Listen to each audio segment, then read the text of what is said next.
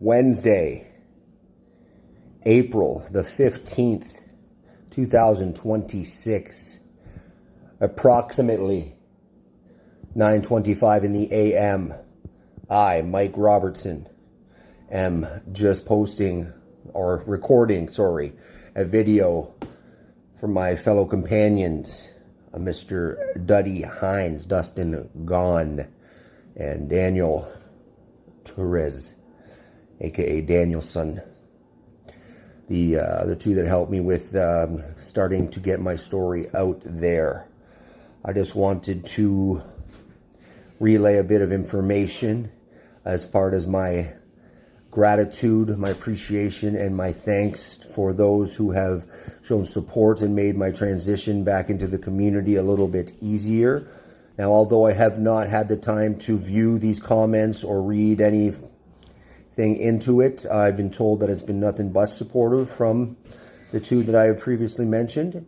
So I will have to take it at word. Everybody I've seen in the community, particularly at the fitness plazas in town, the YMCA, Planet Fitness, and everybody I've had interactions with out in the community have been nothing but supportive. My friends have helped me reintegrate very, very easily, and I just couldn't thank everybody enough. So I wanted to share that with you guys this morning. I'm not sure what's to come on this full episode. I kind of am a little blurred with everything that's been going on. I'm trying my best to make sense of the past and prepare for the future. So we'll leave it with that. And again, thank you very much to everyone. And I hope that I'm able to shed a little bit more light on this battle that some of us face in the future. I'm going to keep on the fight, and I hope everybody has an amazing rest of their week.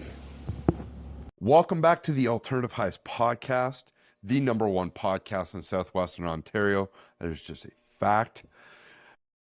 Quick PSA for you. 55% of you are not subscribed and you're just over here watching. Hit the subscribe button. It doesn't cost you anything and it helps me out tremendously. And with that, on with the show.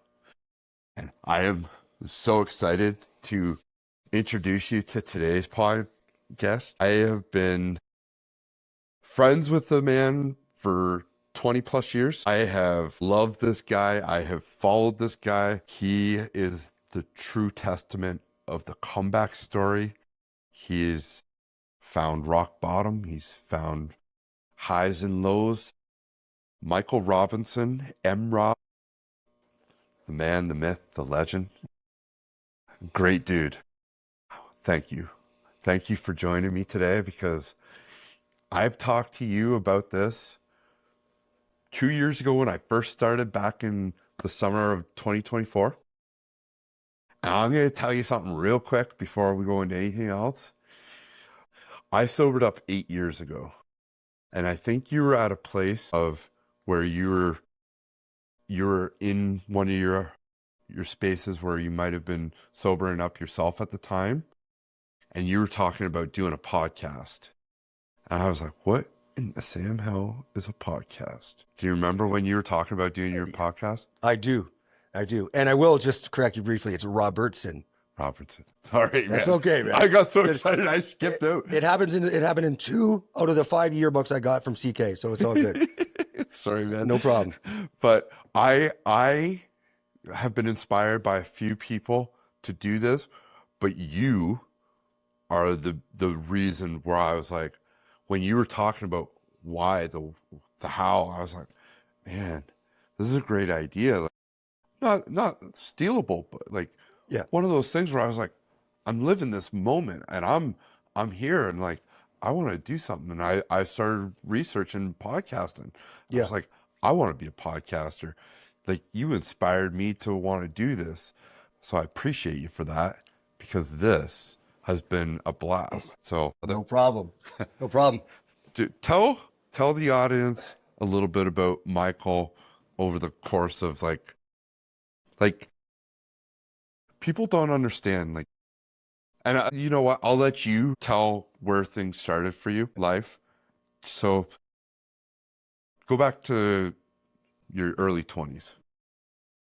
Okay. Well, first, thank you for the credit. Like as far as giving you a push to do that. Obviously, things have turned out pretty good so far for you. If it's factually #1 podcast in Southwestern Ontario, so we got to give you that. I got to give credit where credit's due. I always wanted to do something as far as like, you know, give some education and facts behind the life at the time. And when you say like 8 years ago or so, time flies, especially when you're having fun or when you think you're having fun or whatever the case may be. The times were fun, but a friend of mine, and I'm not sure I should say names at this point, but a friend of mine from London that I met, and her name is Marlene. She knew that I wanted to do something as far as podcasting goes, and she sent me this whole she put a lot of time and effort into what needs to be done for a successful podcast. Mm-hmm. This thing was like maybe 15 to 20 pages when I printed it out. Like I'm talking Times New Roman, maybe a 10 or 12 font, and it had stuff in there like all geared towards me. And she had offered the opportunity for me to do it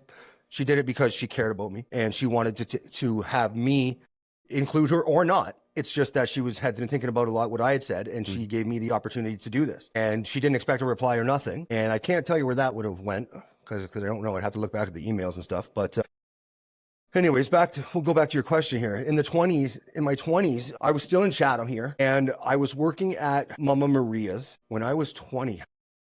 Wait, for 26 now. It's 2026. And I'm 38. So, 18 years ago. That's crazy to me. Holy shit, that's wild.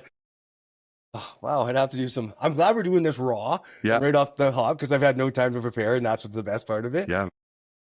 I was at Mama Maria's. I believe Smokehouse was still going. I don't have notes, but I'd have to look back and check my notes. There was a time where Friends was just becoming like Smokehouse had moved on. Friends was coming there, and Tina, lovely Tina, had asked me if I wanted to take an opportunity and be the head bartender over at Friends, and it was more my style. And I said, well, as long as I could continue to work at Mama Maria's, do both, and because I love just the food there, I love the whole crowd. It's a family thing, you know what I mean? I felt like part of the family. They had no choice because I was good at my job. I remember it's just kind of started like as far as like my 20s. Like I was going to school at St. Clair. I just started at St. Clair for general arts and sciences because during high school, like, I didn't apply myself. I'm sure most people can say. Understand that. Right. Life happens and then I'm like, well, I should have done this. And then we all, whatever. I remember, man, my heart is beating fast, eh? Yeah. It's crazy. Alternative highs, baby. Yeah, man. Alternative highs. Thank you. So I'll say, I wanted to upgrade my education, and I knew I was able to at that time because I'd hit a point in my life where I knew I wanted a little bit more. Now, I had the idea that I was going to go to London and get hired in the hospitality industry while work because I'm from London originally, born and raised in London. I spent a little bit of time in Cambridge growing up, and then I moved to Chatham for when I was in grade 8, and the rest kind of is. Yep. But I took general arts and sciences because I wanted to take business marketing. And I needed to upgrade certain classes. I took like foods, all the gym courses, and nothing wrong with these courses, but I just took the ones that were. Get you graduated quicker. Absolutely. And that's funny you say that because I had that plan, but I didn't graduate quicker. Actually, I'm getting expelled the 1 year for attendance issues. Go figure. And just lack of not giving a shit, really. Pardon my language. I'm right there with you. I'm the same guy as you are. Okay. So I elected to do that. I was doing that. Things were going great. It was successful. I remember my mom, God bless her, signing on a line of credit for me, $8,000 line of credit. And I only needed about $1,400. Between books and tuition, it was like $1,400. But we thought 8,000 was enough because they had a bunch of plans for me to do. And instead of me do them, I went to Windsor that night with a bunch of buddies, and I remember donking off, and by the way, donking off means making jackass decisions to go donate them to the casino, and then went shopping. And I spent, I think it was like $5,400 on the first night. And then I started to notice, and I'm just noticing this now, but that feeling that I got from that experience is exactly like the feeling when you run out of something, when you run out of a drug or when you run out of, but I had already put such a hankering on my plan that I thought the only way to make this better was to try and gamble the money back for more, which never ended up happening. No, but the house always wins. that was all early. That I was like, yeah, like I said, like I must have been 20 years old, 21 years old here in Chatham, going to work every day, working. I was working doubles in Chatham, the lunch at Mama Maria's, Monday to Friday, sometimes Saturdays, and then I'd go in for some night shifts. I can't remember if I was employed still at Swiss Chalet or Pizza Hut, because that's how I came up and got up. There was a point in time when I was working in all three of the gigs, and then slowly the Pizza Hut fell off, Swiss Chalet fell off, and I ended up staying downtown, and then getting into Friends. There was that. I was awaiting I had another big life-changing event that was going on there, and I don't even know. I've never even addressed this, what I'm about to tell you here. It's been on my shoulder. It's been on my back for a very long time, and I couldn't imagine how the other people involved feel, because I've never taken, I'm not sure if you want to call it what it is.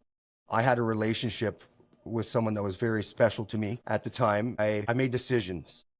I made decisions that I've never addressed, I've never talked about. And ultimately, those decisions that I made, unforced, ended up creating an issue for the way I made decisions for the rest of my life, up until like a point of when you get clarity. So I had been unfaithful in a way, and then I tried to hide it, and I tried to hide it based on a fact of a 50-50 possibility. And to be completely honest with you, I'm not sure if that's answering your questions, or if this is my first shot at this, right? So I love it. You're doing great, man. Deep breath if you need a deep breath. And I'm just kind of like, Where did the 50-50 take you? The 50-50 took me to a place where that was my first taste of being a man.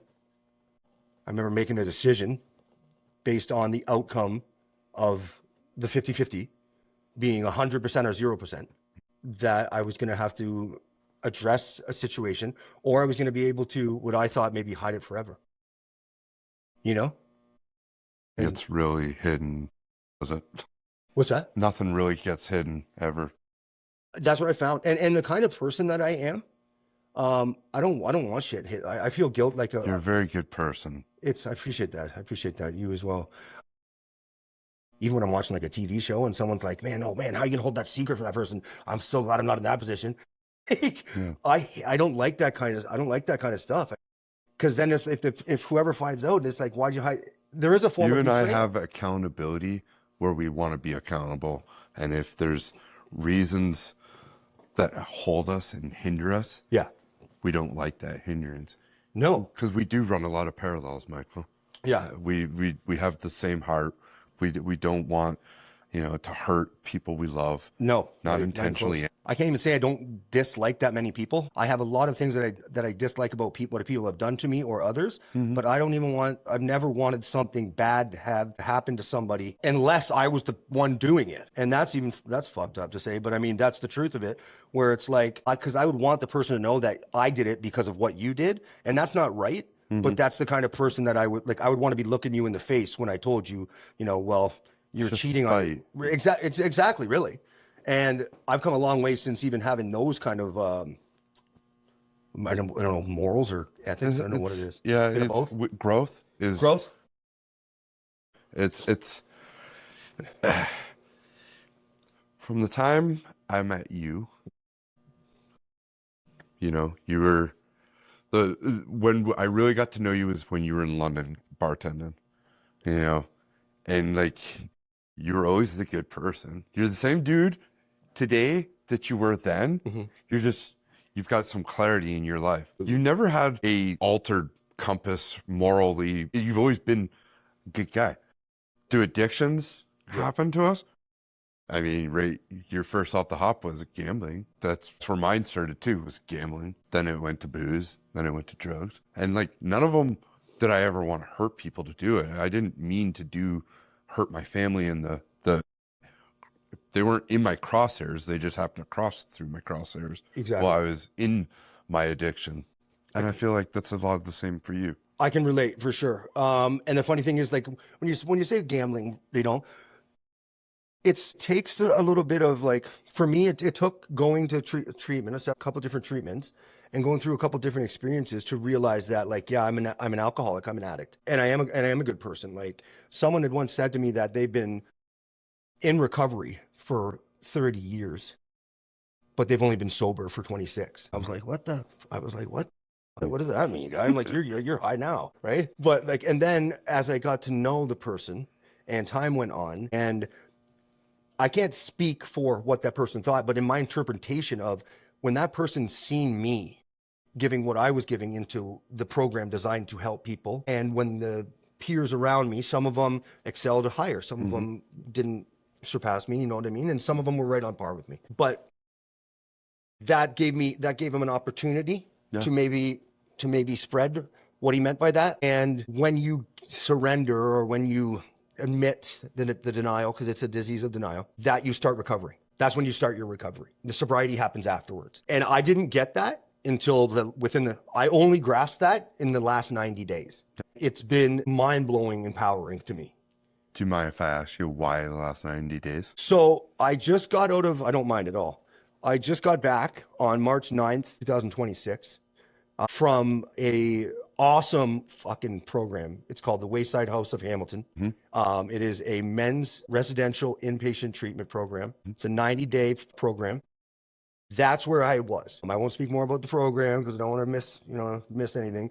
Yeah. But yeah, 5 out of 5 stars, 10 out of 10 stars for me. However many stars I can give it, I'm giving it. It's very, because I got to bump into you just before you were going to this.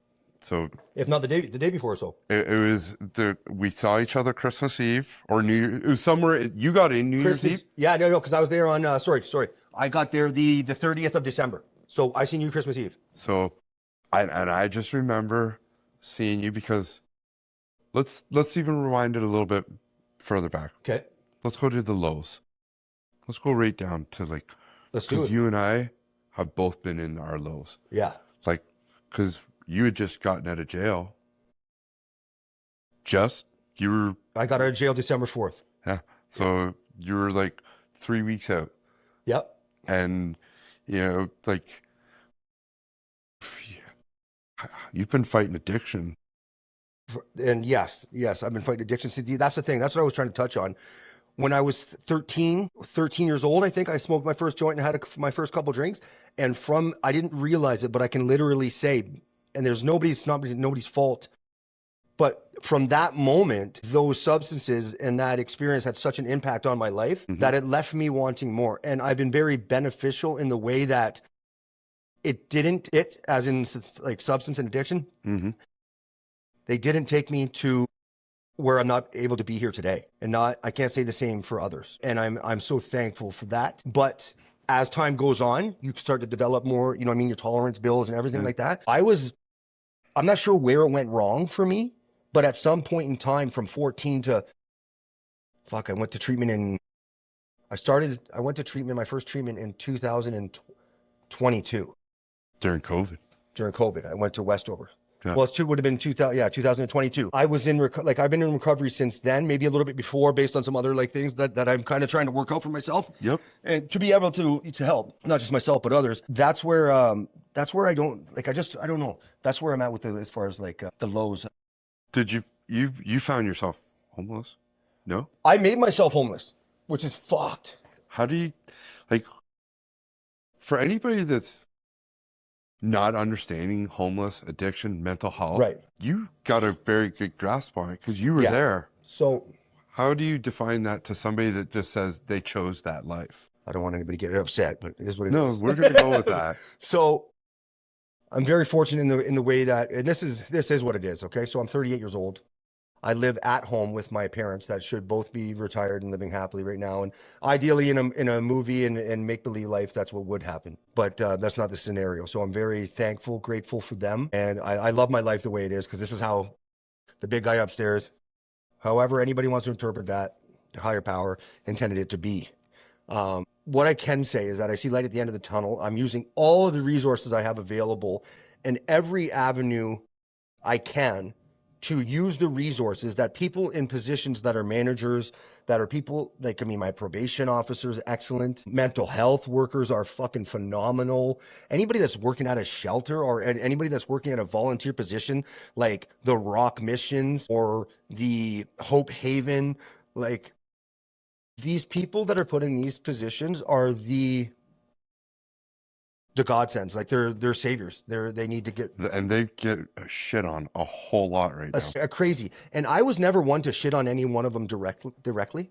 Like, not that I can remember, but I don't think like that's not even what this is about. But I see things, and you go back. Well, go back to your point of me being a good guy. Like I remember somebody would get shit on for breaking the rules. Okay, like somebody would break a fucking rule, and then the person would get kicked out, and then it became a verbal attack or whatever on that individual, and you could see how much it sucked the air out of the room. And the thing is that like I'd always go out of my way to like, you know, try and make it okay. Like, you know, it's not your fault. Like it just, even with half a shaved head and half a blue haircut, like, and I mean, I thought that was in, right? Yeah, but it was wasn't. It was cool for a bit. But these things with the homelessness, it's that I literally had, so for me, and then I could talk forever about this. I don't know what was going, I just don't know what was going on, but I know that I had an ultimatum at this point, and it was completely fair ultimatum. It was, you're going to start doing X, Y, and Z so you can be the father that you want to be. We know you can be the son, be the brother, be the neighbor, be the member of the community and the society, and not be a statistic of all this other stuff. And, or you can do what you're going to continue doing, and we'll love you from a distance. And I said, no problem. So you're telling me like we're still good if I decided I want to don't use meth, we're good. I can come back whenever. Just can't sleep here and stuff. Yeah. Okay. Well, fuck it. Adios, amigos. Adios. Yeah. All I need is a bowl. And I mean, and crystal meth for me was, and that's where this is my last problem, my biggest problem actually. I chose crystal. I was choosing crystal meth, and I'll say this is hilarious, but it's not. The delicacies of getting to play in a dumpster. You know what I mean? That's my fun. That's me getting high. And I went from going and hanging out with people like you're doing and going and hanging in a dumpster and showing up to people's houses with shopping carts full of shit, leveling people's stuff on top of buildings. I was climbing radio towers in the like destroy, and I haven't even seen these. I haven't seen any videos. I haven't seen anything yet. I know about certain comments and I know about certain things, and it's one of them things where it's kind of be like, I want it to be raw because I have my ideas and my opinions and my views on it, and I know there's going to be a time, but I mean, like, those are the charges that we were talking about, and I got back from. I pled guilty to those, like, right then and there on that whole experience, which hopefully we'll get into at some point in time. And it'll give me a better understanding too, because I want to do therapy for it. I've got to know what's going on. I have to obviously pay restitution, which for me I'm thankful to pay restitution, given the fact that is only 50% of what it should have been. Mm-hmm. Who knows what it should have been or could have been. Mm-hmm. But like what they had to deal with too, it's not just like, none of it has to do with poor me. I never thought like that. Do you want to talk about what that one is? Is that allowed? Yeah, yeah. Which one specifically? Which one? You tell me. So, I mean, okay. Let me have a sip here. Thank you so much for just sharing. Okay. So I'll go with this. August 4th, 2026, roughly. Let's go. Let's stay in the past in 2025. Okay. You know what I mean? There it is again, man. See, I'm way ahead of you, dude. Way ahead of you. That's what you're futuristic. Yeah, I like it. So. I thought you said we were the same. All right, I'll slow it down if I have to. 25. I remember. Now, for all you visuals out there, you visual people, see if you can wrap your head around this one. I'm doing my thing, okay, and I'm trying to make little noise as possible. I've got 2 or 3 screwdrivers stabbed into my mom's L-shaped couch in the basement. I've got her table flipped upside down, her vase full of Cheetos and water. I've got 3 or 4 totes that are full of conspiracy notes that I put together myself. They're in pristine shape, and they all are going to lead to some kind of government fall down, and I'm going to be responsible for it. So you better get on board or you're going to get left behind kind of mentality. Wearing nothing but a leather cowboy hat, and my dad's size 13 water moccasin boots from Texas, completely in the nude. I've got my mom's brand new shoes, ripped apart, stuffed in the toaster, and I have got my meth pipe out doing what I think is what I'm so, and what these voices in my head or what I'm supposed to be doing, right? Now, I don't think that's why they didn't want me sleeping at the house or anything. Dude, the way you're able to keep this humorous too. Right. So they're going to love this. And that's only some of it. Now, these are the accounts that I got through the phone of jail after. So this is okay. So I'm kind of Forrest Gumping you here. Little mementos at you.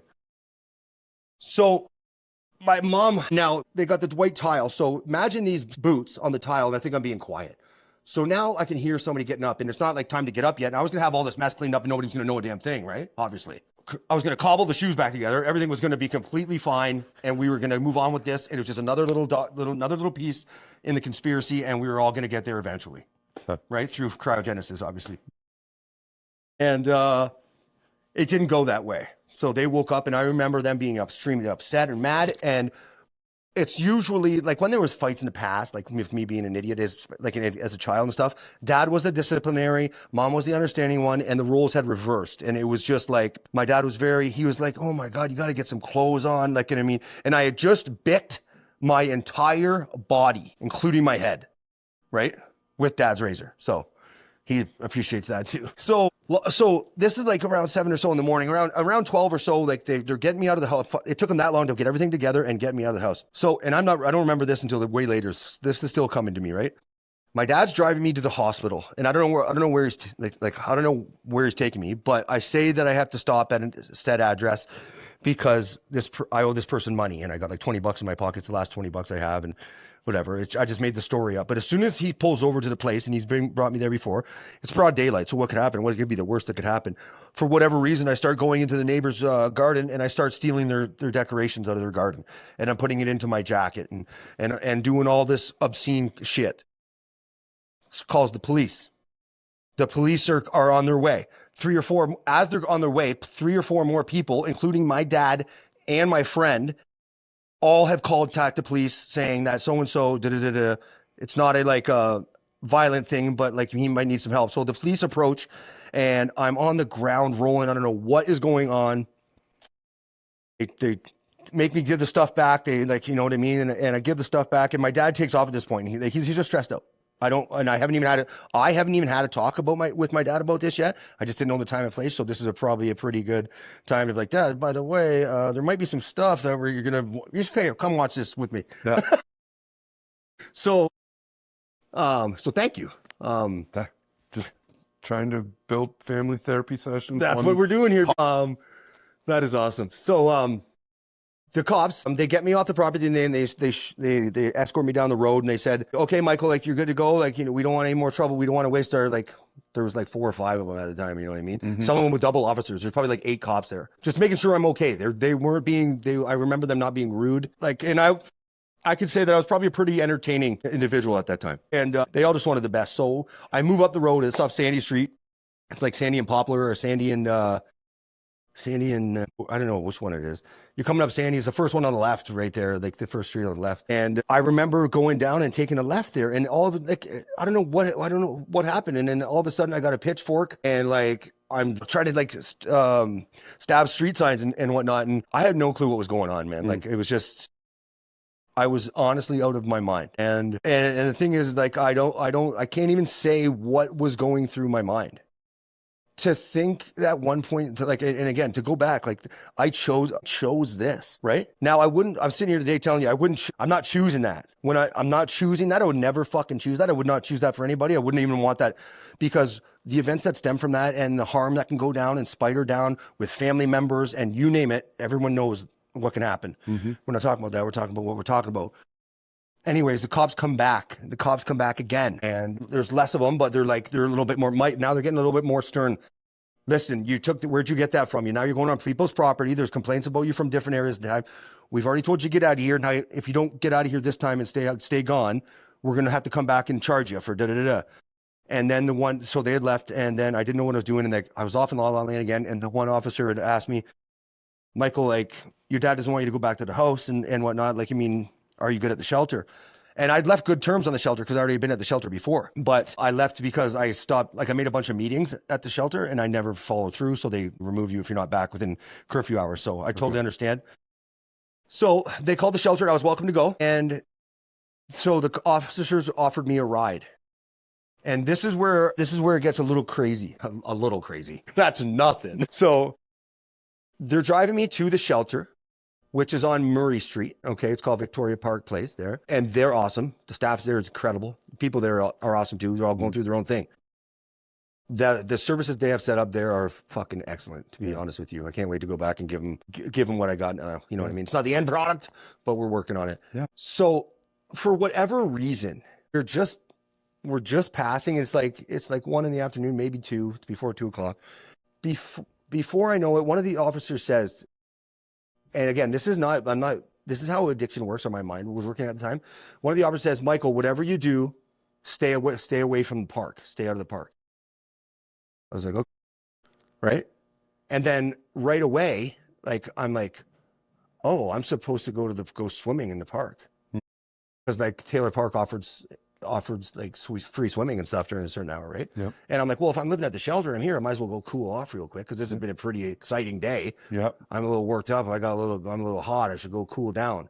And obviously, I should go jump in with no shirt that I have on anymore. I've lost that. Forgot where that went. And the jeans that I have on, and the jeans that are already too big. Oh, and they'll have a button on them. So I decide I'll go to the Taylor Park to go swimming in there. So I go swimming in there. Great, cool down there. The lifeguards were pretty good that day. Everything was all good. They let me out at the Wish Center. The cops let me out at the Wish Center. I remember flipping up. It's this bike rack, and it's got to be 3 meters long. Picking the thing up and dragging it across the parking lot and just leaving it there, whatever. I'm like, oh, that's where that's supposed to go. Perfect. Now I can move on with my day. Side quest, checked. Right? It's as if I'm doing something in a video game. So I go swimming. Everything's all good. Swimming place closes down. Everybody leaves. No kids in there and whatnot. Okay. Now, 3 or 4 times, I forget the officer's name, but I wish I could shout him out. This guy came and checked on me multiple times. Was warning me. He's like, Michael, there's some people, there's people calling in, you're not doing anything right now, but just so you know, it doesn't look good. Maybe you can move on. And, do you need a shirt, buddy? And I was like, yeah. He's like, what size are you? And I'm a double XL right now. And I was oh, maybe a medium or so. He's like, I got something that might fit you. Just wait here. He went to his house and he got me a shirt. An officer went out of it, and in the gray unis, the ones that do, I forget what they do. Critical response team. CERT team. They're always, they do nothing but help me the fuck out. So I can't knock them at all. Yeah. Gives me a shirt. And, I don't know what happened. Next thing you know, I'm just I don't know what I was doing. I bought brand new shoes that day. One of my shoes came off. I was hopping back and forth between the electrical over the fences. I was obviously creating a disturbance. I can totally get behind that. No problem. There's a guy in Taylor Park, which from what I hear has, issues of their own. So I'm in that area and creating a disturbance. Now, there's a shouting. I remember this shouting. I'm on the outside of the fence now. I'm on the other side of the park, right? This girl's filming. This woman was filming. I think she was filming. It looked like that, or she was on her phone. And this guy with the sickest hair, sickest mullet. By the way, sick mullet, dude. I do remember that. He came up and he's like, sit. And he tells me to sit down, right? And if you know me, and when someone's talking to me a certain type of way too, yeah. No, thanks. Right. I listen to him. So obviously I'm compliant with this individual who doesn't have a uniform on. Why am I listening to you? Because I'm trying to handle a situation, talk to me, right? As an individual. They had obviously already made their decision of what was going on. But cop comes flying down the road. This guy starts yelling at the top of his lungs. I remember this. And this is where it starts to click for me. Indecent exposure.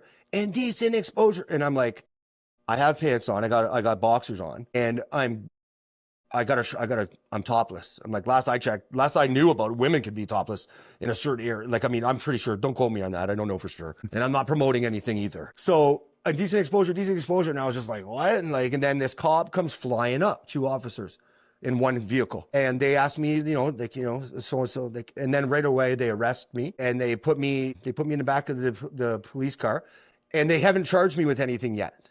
Okay. They only put me in the back of the police car for my own well-being or whatever at the point in time. They talked to the complainant. They're called complainants, right? Mm-hmm. So they talk to complainant, and then the cop comes back and he opens his door. Now, this was my first experience that I've had with the law where I wasn't like, I remember just being like, Michael, you're being in charge with indecent act because you were masturbating in public. And I just snapped the fuck out of it. I've been to jail enough times. I don't know anybody personally on a registry or anything, but all of the stuff that goes with that, the movies that I see, the stories that I hear, the media's portrayal of things, I couldn't even imagine, to be honest with you, like for something like that to happen to somebody. When I heard that, I instantly was like, holy fuck, I'm getting goosebumps. Yeah. So I was just like, are you fucking kidding me?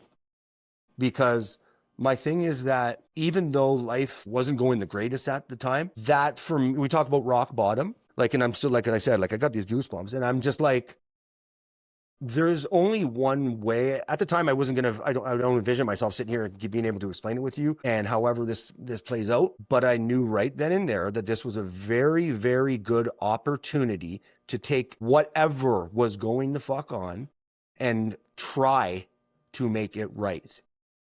Whatever that, only I knew what that meant and only I know what that means really. But when I heard it, I was just like, there's no fucking way. And I remember in the back of the car, like just being like, just wrapping my head around it. I remember to myself, I knew my parents were going to be in a position. I was like, I'm not contacting them for help. I don't want any canteen. I want to go to treatment. I'm going to get myself into treatment. I'm not doing this shit anymore. I'm going to be the father I want to be to my son. And the first thing I was thinking was that my son is going to have to deal with so much fucking bullshit now that this is, because I had a feeling it was going to go public, because prior to this little incident, that was already, I didn't know at the time, but on July 27th of 2025, I got charged with 2 counts of public mischief, one over 5,000, one under 5,000 for the car and dog wash and for Lenover's meats. Now this instance on its own, I could have been charged with way fucking worse, because when I was arrested, I remember screaming at the top of my lungs, running down Park Ave, butt ass naked, looking for help for anybody to help me. And I don't even know how or why that happened yet. I don't. Addiction. There's so much that goes to that whole night.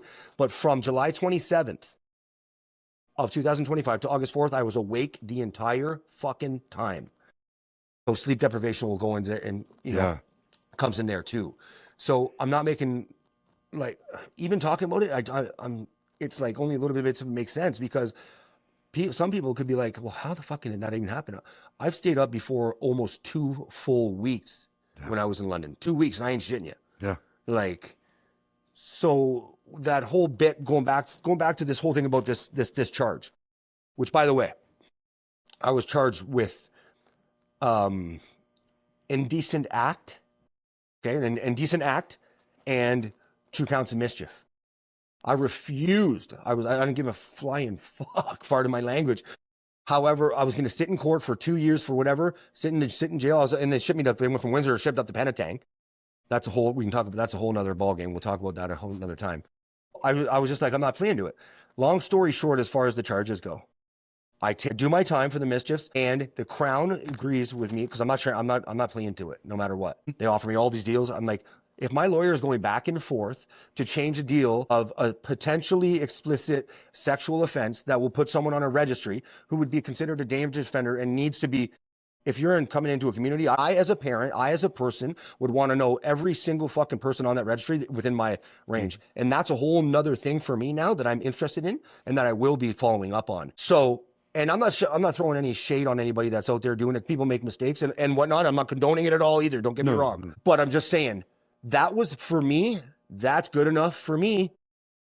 That right there that happened to me for a reason. I was literally almost this close for fucking, like, I was never going to plea it. Maybe it goes to the court and I beat it in court. But at the end of the day, no, because the Crown says, well, you did create a disturbance. You were intoxicated. You made the decision to use drugs after you knew it was wrong, because I've been in recovery for a while, like I was saying. So a sober part of me at one point in time decided, okay, I'll smoke it. And then smoking wasn't doing enough. So then I booty bump it, right?